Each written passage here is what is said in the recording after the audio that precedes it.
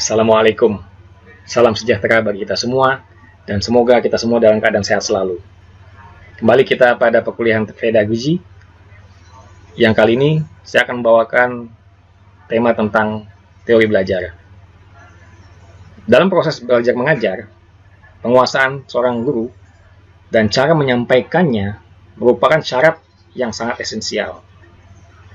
Penguasaan seorang guru terhadap materi pelajaran dan pengelolaan kelas itu sangat penting. Namun demikian, belum cukup untuk menghasilkan pembelajaran yang optimal.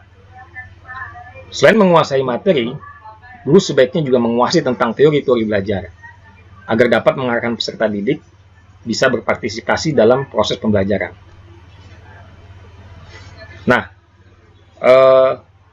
pada kesempatan kali ini, saya akan memberikan beberapa aliran teori belajar dari para ahli, yakni yang pertama adalah teori behavioristik, lalu kedua teori kognitif, ketiga teori humanistik, dan keempat teori konstruktivistik, di mana masing-masing akan dibawakan oleh saya uraikan beberapa pendapat para ahli yang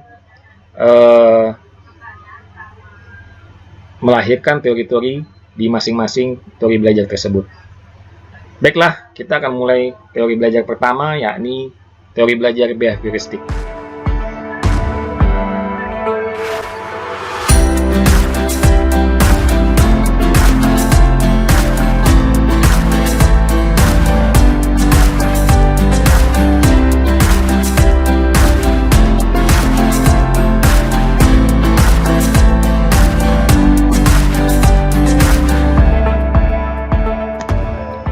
Behavioristik merupakan akar kata dari behavior, yang artinya perilaku.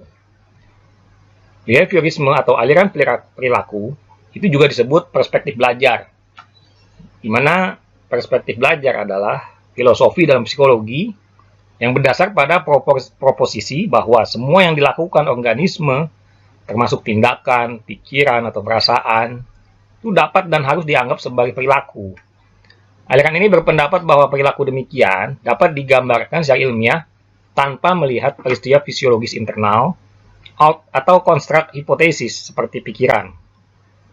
Behaviorisme beranggapan bahwa semua teori itu harus memiliki dasar yang bisa diamati, tetapi tidak ada perbedaan antara proses yang dapat diamati secara publik, ya, atau secara seperti tindakan gitu, dengan proses yang diamati secara pribadi seperti pikiran dan perasaan. Nah, perubahan perilaku seseorang itu dapat diamati, diukur, dan dapat dinilai secara konkret. Di mana itu ada stimulus, ya, atau rangsangan, dan ada respon atau reaksi. Ini seperti hukum Newton, ada aksi, ada reaksi. Nah, contohnya, ada mahasiswa dapat menyelesaikan tugas dari dosen dengan cepat dan benar atau tepat, gitu ya, apabila mahasiswa tersebut dapat stimulasi atau stimulus dari nilai yang diperoleh, umpama nilainya A. Nah, itu ada semacam kayak rangsangan, semangat. Begitu juga dengan hadiah, hukuman, dan faktor penguatan. Jadi tidak hanya sesuatu rangsangan yang positif, tapi juga ada yang negatif, seperti hukuman. Teori behavioristik ini ada ciri-cirinya. Yang pertama adalah bersifat mekanistis, yakni ada suatu mekanisme di dalamnya. Kemudian, kedua, menekankan peranan lingkungan, karena lingkungan itu punya pengaruh besar dalam perubahan perilaku. Yang ketiga, menekankan pentingnya latihan. Jadi dengan adanya latihan terus-menerus, dengan latihan yang sering satu kerjaan sering dilatih, itu juga akan mempengaruhi perilaku. Kemudian, yang keempat, mementingkan mekanisme hasil belajar. Teori belajar behavioristik ini adalah sebuah teori yang dianut oleh Gage and Berliner, di mana teori ini adalah tentang perubahan tingkah laku sebagai hasil dari pengalaman. Beberapa ilmuwan yang termasuk pendiri dan penganut teori ini antara lain adalah Thorndike, Watson, Hull, Edwin Guthrie, Skinner, Ivan Pavlov, dan Albert Bandura. Menurut Edward Lee Thorndike, teori behavior merupakan proses interaksi antara stimulus dan respon. di mana stimulus itu adalah apa saja yang dapat merangsang proses belajar, seperti pikiran, perasaan, atau hal lain yang dapat ditangkap oleh panca indera. Dan kemudian respon adalah reaksi yang dimunculkan peserta didik saat belajar, yang dapat berupa pikiran, perasaan, atau gerakan. Teori behavioristik Thorndike ini disebut juga dengan teori koneksionisme atau teori hubungan, keterkaitan ya. Jadi di mana di sini ada 3 hukum belajar yang utama menurut Thorndike, yaitu pertama law of readiness, yakni hukum kesiapan. Kedua, law of exercise ya, atau hukum latihan, dan law of effect, yakni hukum akibat. Nah, dari 3 hukum ini yang paling terkenal adalah law of effect, hukum akibat. Nah, untuk hukum kesiapan, ini semakin siap individu untuk belajar, itu akan timbul kepuasan, yang pada akhirnya akan dipertahankan dan diperkuat. Kemudian kalau hukum latihan, ini prinsip utama dalam belajar adalah pengulangan-pengulangan. Makin sering diulang, materi pelajaran akan semakin dikuasai. Ini kalau hukum latihan. Jadi banyak latihan itu akan membuat seorang anak akan semakin menguasai pelajarannya, semakin expert. Kemudian kalau hukum akibat atau law of effect, ini adalah suatu perbuatan yang disertai akibat menyenangkan dan cenderung dipertahankan, dan lain kali itu akan diulang-ulangi. Di mana perbuatan yang diikuti akibat tidak menyenangkan cenderung dihentikan dan tidak akan diulang. Jadi semacam ada traumatis di sini. Kalau itu menyenangkan, dia akan terus melakukannya. Kalau tidak menyenangkan, dia akan stop. Gitu. Ini yang makanya disebut hukum akibat oleh Thorndike. Teori behavioristik selanjutnya adalah teori dari Clark Leonard Hall. Clark Leonard Hall juga menggunakan variabel hubungan antara stimulus dan respon untuk menjelaskan pengertian belajar. Nah, ini seperti teorinya Thorndike ya. Namun, dia sangat terpengaruh oleh teori evolusinya Darwin, ya, Charles Darwin. Di mana bagi Hall itu seperti halnya teori evolusi. Semua fungsi tingkah laku itu bermanfaat terutama untuk menjaga agar organisme tetap bertahan hidup. Oleh sebab itu, Hall mengatakan kebutuhan biologis atau drive dan pemuasan kebutuhan biologis atau kita sebut drive reduction itu adalah penting dan menempati posisi sentral dalam seluruh kegiatan manusia. Sehingga stimulus berupa dorongan itu dalam belajar pun hampir selalu dikaitkan dengan kebutuhan biologis. Ya, maksudnya ini adalah pemenuhan kebutuhan biologis ya. Walaupun respon yang akan muncul mungkin dapat berwujud macam-macam. Nah, penguatan tingkah laku ini juga masuk dalam teori ini, tetapi juga dikaitkan dengan kondisi biologis. Nah, teori-teori demikian tidak banyak digunakan, terutama setelah Skinner memperkenalkan teorinya. Nanti kita akan pelajari juga teori dari Skinner. Selanjutnya, teori dari John Brodus Watson. Watson mendefinisikan belajar sebagai proses interaksi antara stimulus dan respons. Namun demikian, stimulus dan respons yang dimaksud itu harus dapat diamati, atau kita sebut observable, dan juga dapat diukur, atau measurable ya. Jadi walaupun dia mengakui adanya perubahan-perubahan mental dalam diri seorang selama proses belajar, tapi dia itu menganggap faktor tersebut sebagai hal yang tidak perlu diperhitungkan. Kenapa? Karena hal itu tuh nggak bisa diamati. Ya, prosesnya itu tidak dapat diamati. Nah, Watson ini seorang behavioris murni karena kajiannya tentang belajar itu disejajarkan dengan ilmu-ilmu lain seperti ilmu pasti, ya, seperti fisika, kimia atau biologi, yang sangat berorientasi pada pengalaman empirik semata atau di mana sesuatu itu dapat mati dan dapat diukur.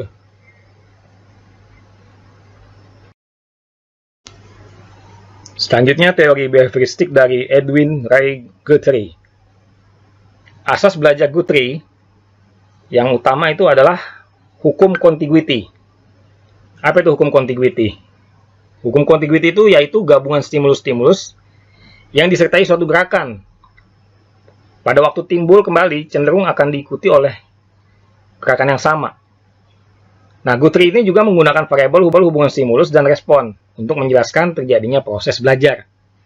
Belajar itu terjadi karena gerakan terakhir yang dilakukan mengubah situasi stimulus. Sedangkan dari stimulus itu tidak ada respon lain yang dapat terjadi. Nah, penguatan sekadar hanya melindungi hasil belajar yang baru agar tidak hilang, dengan jalan mencegah perolehan respon yang baru. Maksudnya begini, jadi ketika seorang anak mendapatkan stimulus sehingga dia menjadi giat belajar, stimulus-stimulus yang ada itu harus ada satu kontinuitas, yang mana adanya stimulus lain yang masuk tidak mengubah responnya itu berubah. Yang semula direspon oleh siswa itu untuk ada keinginan dan kemauan untuk belajar, stimulus yang baru tidak akan membelokkan respon pada siswa untuk beralih dari respon yang lain selain belajar. Contohnya begini, seumpama siswa itu ada stimulus dari seorang guru yang mengajar di kelas. Guru itu memberikan satu materi dengan satu media yang membuat siswa menarik, sehingga siswa itu menjadi semangat dalam belajar. Selama dalam proses belajar itu, jangan sampai ada stimulus baru yang mengalihkan perhatian siswa dari proses belajar tersebut. Nah, hubungan antara stimulus dan respon itu bersifat sementara. Oleh karena itu, dalam kegiatan belajar, peserta didik perlu sering mungkin diberi stimulus, agar hubungan stimulus dan respon bersifat lebih kuat dan menetap. Itu yang seperti dijelaskan tadi. Ada stimulus-stimulus yang datang, yang baru, itu jangan sampai membuat siswa itu menjadi beralih ke respon yang lain. Nah, Guthrie juga percaya bahwa hukuman atau punishment itu memegang peranan penting dalam proses belajar. Hukuman yang diberikan pada saat yang tepat akan mampu mengubah tingkah laku seseorang. Nah, saran utama dari teori ini adalah guru itu harus dapat mengasosiasi stimulus respon secara tepat. Para pembelajar harus dibimbing melakukan apa yang harus dipelajari. Dalam mengelola kelas, guru pun tidak boleh memberikan tugas yang mungkin diabaikan oleh peserta didik atau anak didik. Jadi, guru itu harus bisa memberikan sesuatu yang sifatnya kontinu. Sebab kalau tidak kontinu, maka perhatian siswa, ada kemungkinan perhatian siswa tersebut akan beralih ke perhatian yang lain. Ini yang dibilang tadi, respon yang terjadi jangan sampai beralih ke respon yang lain. Berikutnya teori dari Burrhus Frederick Skinner. Konsep-konsep yang dikemukakan Skinner tentang belajar itu lebih mengungguli konsep para tokoh-tokoh sebelumnya, yang mampu menjelaskan konsep belajar itu secara sederhana, tetapi lebih komprehensif.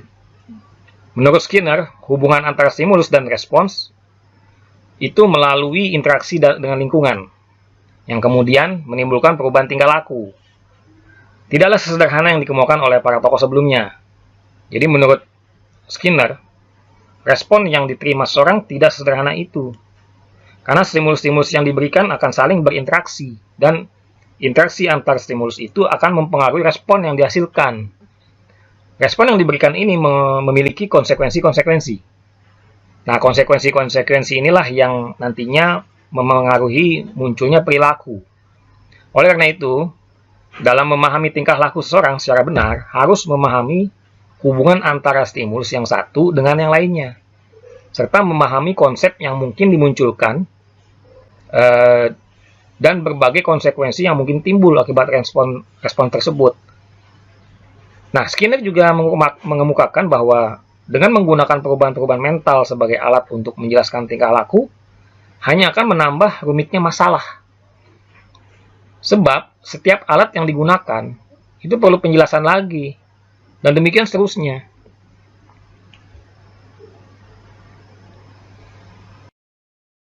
Selanjutnya lagi, teori dari Ivan Petrovich Pavlov. Pavlov terkenal dengan teori belajar klasik. Pavlov mengemukakan konsep pembiasaan atau conditioning, atau juga pengulangan ya. Terkait dengan kegiatan belajar mengajar, agar siswa belajar dengan baik, maka harus dibiasakan. Jadi sesuatu itu diulang-ulang, dibiasakan. Misalnya, agar siswa mengerjakan soal kerjaan rumah dengan baik, biasakanlah dengan memeriksanya, menjelaskannya, atau memberi feedback terhadap hasil kerjaannya. Nah, menurut Ivan Petrovich Pavlov, individu dapat dikendalikan melalui cara mengganti stimulus yang tepat untuk mendapatkan pengulangan respon yang diinginkan. Sementara individu tidak menyadari bahwa ia dikendalikan oleh stimulus yang berasal dari luar dari dirinya. Nah, Pavlov pernah membuat suatu percobaan dengan seekor anjing. Ini anjing yang dipeliharanya sendiri ya. Kalau tidak salah, anjing peliharanya itu sehabis dibuat percobaan, setelah anjingnya mati diawetkan di museum, dipajang di museum Pavlov. Dimana anjing yang air liurnya itu akan keluar apabila diberikan stimulus yang sesuai, seperti dikasih tulang, diberi tulang gitu ya. Itu dari hasil pelatihan pengulangan. Itu yang dilakukan oleh Pavlov. Berikutnya lagi teori dari Albert Bandura. Bandura mengemukakan bahwa siswa itu belajar melalui meniru. Maksudnya di sini pengertian meniru itu bukan menyontek ya, tapi meniru hal-hal yang dilakukan oleh orang lain, terutama gurunya gitu. Jika tulisan guru baik, guru berbicara sopan, kemudian perilaku gurunya santun, dengan menggunakan bahasa baik dan benar, tingkah laku yang terpuji, menerangkan dengan jelas dan sistematik, maka siswa pun akan menirunya. Jika contoh-contoh yang dilihatnya itu kurang baik, ia pun bisa menirunya juga dengan tidak baik. Dengan demikian, guru harus menjadi manusia model yang profesional atau menjadi panutan. Nah, Bandura memandang tingkah laku manusia bukan semata-mata refleks, otomatis atau stimulus, melainkan juga akibat reaksi yang timbul sebagai hasil interaksi antara lingkungan dengan skema kognitif manusia itu sendiri. Nah, teori belajar sosial dari Bandura ini merupakan gabungan antara teori belajar behavioristik dengan penguatan dan psikologi kognitif, dengan juga prinsip modifikasi perilaku, semuanya digabung jadi satu. Nah, teori belajar sosial atau social learning theory dari Bandura ini didasarkan pada 3 konsep teori ini, yaitu pertama adalah reciprocal determinism, yakni pendekatan yang menjelaskan tingkah laku manusia dalam bentuk interaksi timbal balik yang terus-menerus antara kognitif, tingkah laku, dan lingkungan. Orang menentukan atau mempengaruhi tingkah lakunya itu dengan mengontrol lingkungan.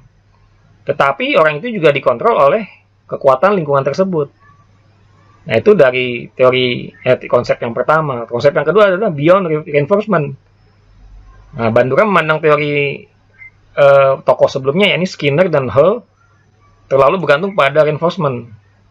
Jika setiap unit respon sosial yang kompleks harus dipilah-pilah untuk di-reinforce satu persatu, bisa jadi orang malah tidak belajar apapun, sama sekali nggak belajar gitu.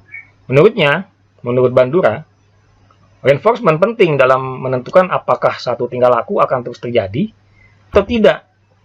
Tetapi itu bukan satu-satunya pembentukan tingkah laku. Orang dapat belajar melakukan sesuatu hanya dengan mengamati dan kemudian mengulang apa yang dilihatnya. Selanjutnya konsep Bandura yang ketiga, yakni self-regulation atau self-cognition, di mana teori belajar tradisional sering terhalang oleh ketidaksenangan atau ketidakmampuan orang untuk menjelaskan proses kognitif. Nah, konsep Bandura menempatkan manusia sebagai pribadi yang dapat mengatur diri sendiri atau self-regulation, kemudian mempengaruhi tingkah laku dengan cara mengatur lingkungan, menciptakan dukungan kognitif, dan mengadakan konsekuensi bagi tingkah lakunya sendiri. Nah, itu 3 konsep dari Albert Bandura. Bapak, Ibu, dan mahasiswa-mahasiswi sekalian, dari teori-teori para tokoh yang telah disebutkan tadi, dapatlah kita implementasikan dalam proses pembelajaran siswa di sekolah. Yakni yang pertama, sebagai contoh, kita ambil satu teori dari Thorndike, bahwa guru itu menyusun bahan pelajaran dalam bentuk yang sudah siap. Jadi materi disampaikan secara utuh oleh guru. Kemudian kita ambil dari teori yang kedua, itu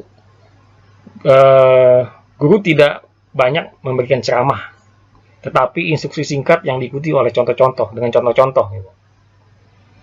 Kemudian kita ambil juga dari teori ahli yang ketiga, bahwa bahan pelajaran itu disusun dari yang sederhana sampai pada yang kompleks, dari yang mudah ke yang sulit gitu.